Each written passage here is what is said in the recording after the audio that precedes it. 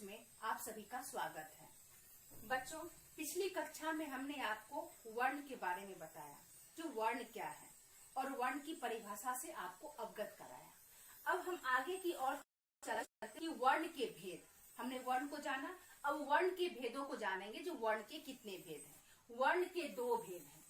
यहाँ हमने आपको दर्शाया है वर्ण के दो भेद हैं, स्वर वर्ण और व्यंजन वर्ण। ध्यान दीजिए बच्चों, पहला क्या है? स्वर वर्ण, दूसरा व्यंजन वर्ण। सबसे पहले हम स्वर वर्ण की जानकारी लेंगे। तो स्वर वर्ण क्या है, स्वर वर्ण आखिर है क्या? तो हम इसके बारे में जानते हैं। जिन वर्णों का उच्चारण मतलब जो हम लोग वर्ण बोल जो निकलती है ध्वनि, वर्ण को हम लोग ये जो ध्वनि निकलती है उसका जो उच्चारण हम लोग करते हैं, वो बिना किसी दूसरे वर्ण की सहायता, हम किसी और दूसरे वर्ण की सहायता उसमें नहीं लेते हैं, स्वतः बोलते हैं, अपने आप के हो जाता है, उसे स्वर वर्ण कहते हैं। मतलब जिन वर्णों का उच्चारण बिना किसी दूसरे वर्ण की सहायता के हो जाता है, उसे स्वर वर्ण कहते हैं। मतलब ये इन वर्णों का उच्चारण हम स्वतः करते हैं, अपने आप होता है, ये दूसरे वर्ण की सहायता नहीं लेता है, उसे हम स्वर वर्ण कहते हैं। अब हम इसमें उदाहरण स्वरूप हम इसको समझेंगे, जैसे में अ, आ, ई, उ, री, ए, ऐ, ओ, औ, अंग, अ।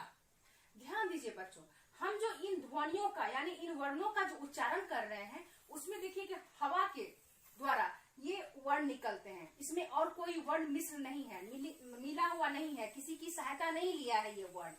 अब आप लोग मेरे साथ इसका उच्चारण करें। अ, आ, ई, उ, री, ए, ऐ, ओ, औ, अंग, अ। ठीक है। अब हम लोग देखते हैं कितने वर्ण यहाँ है। स्वर वर्ण 13। स्वरों की संख्या कितनी है? 13।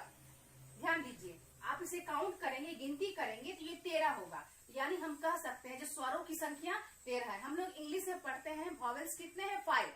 लेकिन हिंदी व्याकरण में क्या है? स्वरों की संख्या 13।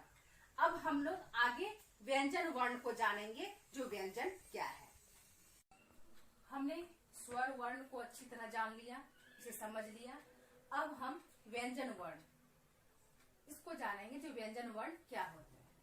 व्यंजन वर्ण जिन वर्णों के उच्चारण में, ध्यान दीजिएगा बच्चों, जिन वर्णों के उच्चारण में हमें स्वर वर्णों की सहायता लेनी पड़ती है, उन्हें व्यंजन वर्ण कहते हैं। अब यहाँ देखिए, इस परिभाषा में क्या आपको अंतर है?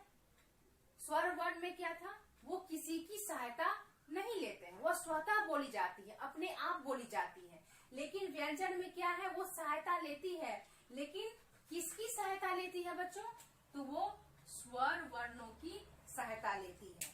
तो जिन वर्णों के उच्चारण में हमें स्वर वर्णों की सहायता लेनी पड़ती है, उन्हें व्यंजन वर्ण कहते हैं। जैसे उदाहरण स्वरूप देखिए, कवर्ग, चवर्ग, टवर्ग।